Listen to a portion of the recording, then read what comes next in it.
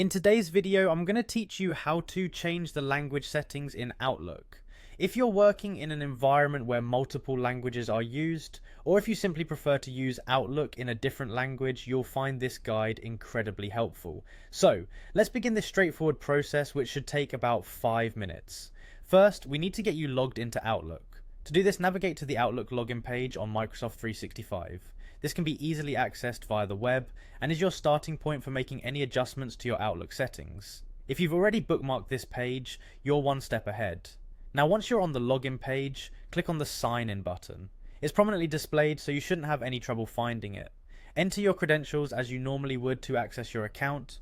Once you're successfully logged in, head over to the mail section of Outlook. This is where you're likely used to seeing your emails, and from here we'll begin the settings adjustment. In the upper right corner of your screen, you'll see a small gear icon, which is the icon for settings. Go ahead and click on that. This will open up a drop down menu where you can access a variety of customizable options for your Outlook account.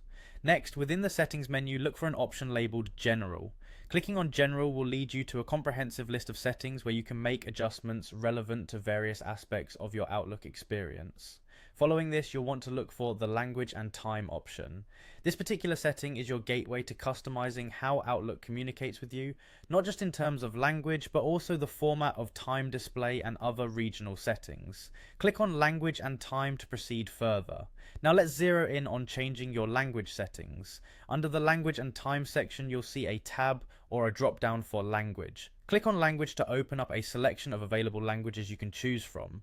This list is quite comprehensive, ensuring that whether you're bilingual, multilingual, or simply looking to switch for learning purposes, there's a selection for you. Now select your preferred language from the list.